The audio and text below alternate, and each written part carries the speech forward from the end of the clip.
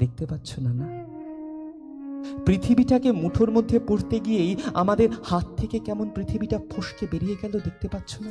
মৃত্যু চিহ্ন নাকি কলনের ফের, সাত কেহ পায় নাই অমরত্বে।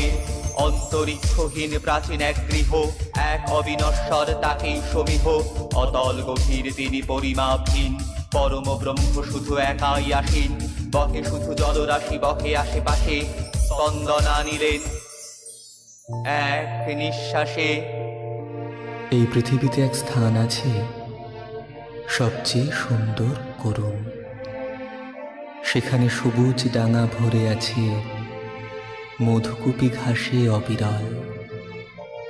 সেখানে গাছের নাম কাঁঠাল, অশ্বত্থ, বট, জারুল, হিজল।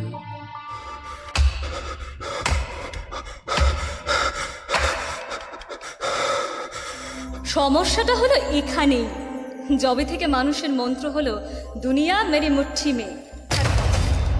নমো যন্ত্র, নমো যন্ত্র, নমো যন্ত্র, নমো যন্ত্র। তুমি চক্র মুখর মন্ত্রিত, তুমি বজ্র বন্ধি বন্দিত। তব বস্তু বিশ্ব বক্ষ দংশ ধ্বংস বিকট দন্ত। নমো যন্ত্র, নমো যন্ত্র, নমো যন্ত্র, নমো যন্ত্র। আচ্ছা, পরিবেশ মানে কি? শুধু গাছপালা, নদী, পাখি, আলো, হাওয়া? পাশের দেশের ওই শিশুদের মৃতদেহ কি আমাদের পরিবেশের মধ্যে পড়ে না? মাঝি দাঁড় টানে পদ্মায়, ওই শোনো আমরা যে কথা বলি। কি গুরু গুরু মেঘ গুমরি গুমরি, গরজে গগনে গগনে, গরজে গগনে। দারুণ দাহন বেলা নাই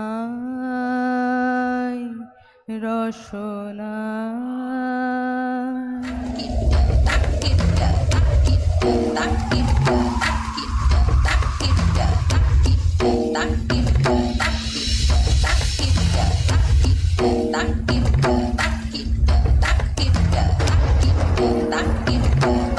কিন্তু দিন শেষ হয়, সূর্য অস্ত যায়, আলোর ঢাকা যায় সরে।